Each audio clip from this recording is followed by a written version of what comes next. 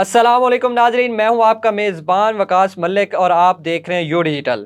आज की जो सबसे बड़ी खबर थी वो ये थी कि पंजाब हुकूमत ने चेयरमैन सेनेट यूसुफ रज़ा गिलानी के साहबजादों से सिक्योरिटी वापस ले ली। जी हाँ नाजरीन, इस बात का एतराफ़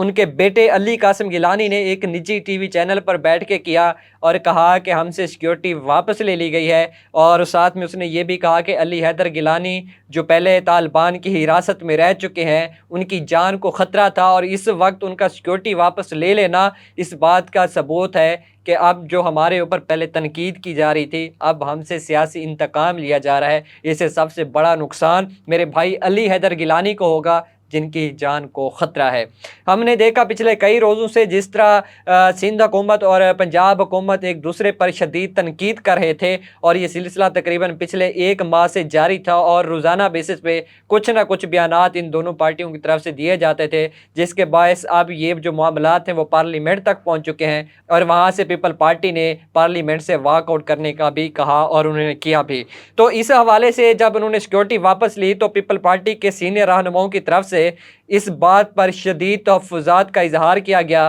कि ये सियासी इंतकाम था पंजाब गवर्नमेंट की तरफ से जो हमसे लिया जा रहा है। एक सियासी इंतकाम का हम लोग हिस्सा बन रहे हैं। पंजाब गवर्नमेंट से गुजारिश करते हैं कि तनकीद की हद तक ठीक है, सियासी इंतकाम लेना शायद वो पिछली सियासत को दोबारा उभारना है जिसके बहस नताइज मुख्तलिफ निकल सकते हैं।